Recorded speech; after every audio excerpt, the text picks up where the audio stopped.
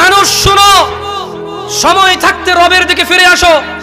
ইয়া আইয়ুহাল্লাযীনা আমানু ইত্তাকিল্লাহা হাক্কা তুকাতিহ, হে তোমরা যারা ঈমান এনেছো আল্লাহকে ভয় করো যেভাবে ভয় করা উচিত, যেভাবে ভয় করা উচিত। শোনো, বিশ্বাস করো তোমার সালাত ছাড়া তুমি মুসলমান নও।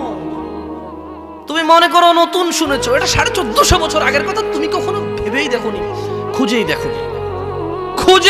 এটা তো কথার দোষ নেই, যারা লিপিবদ্ধ করেছে তাদের দোষ নেই। তুমি দেখোনি, আমি দেখিনি। নিজ দেশ সম্পদার নিজের জীবনের মানে পৃথিবীর প্রাধান্যের কারণে আমরা দেখিনি। এটা তো লেখকের দোষ নাই, লিপিবদ্ধকারের দোষ নেই। মানুষ ইত্তাকিল্লাহা হাক্কা তুকাতিহ, ভয় করো আল্লাহকে যেভাবে ভয় করা উচিত। কিভাবে তোমার সাহস হয়?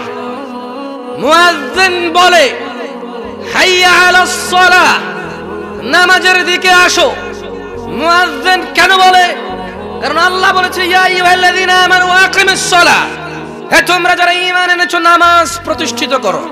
এবার মুয়াজ্জিন বলে হাইয়া আলাস সালাহ, কিভাবে তোমার বুকে এত সাহস হয়?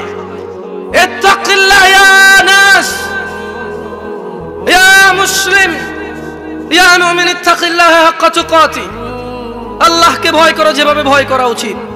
তোমার হৃদয় কিভাবে এত সাহস পায়? রব তোমাকে সালাতে ডাকে, রব বলে যে সিজদা করো, তুমি এভাবে দাঁড়িয়ে থাকো সিগারেট হাতে নিয়ে, অথবা কোনো ক্যারামের বুটে, অথবা তোমার ড্রাইভিং সিটে, কোনো গেমসে, স্ত্রীর সাথে কথোপকথনে, টেলিভিশনের পর্দায়, অথবা কাজকর্মে, অথবা ড্রাইভিং এ। কিভাবে তুমি রবের সাথে তুমি এই অন্যায় করো? তোমার সাহস কিভাবে হয়? বলো, এটা কি আল্লাহর ভয়?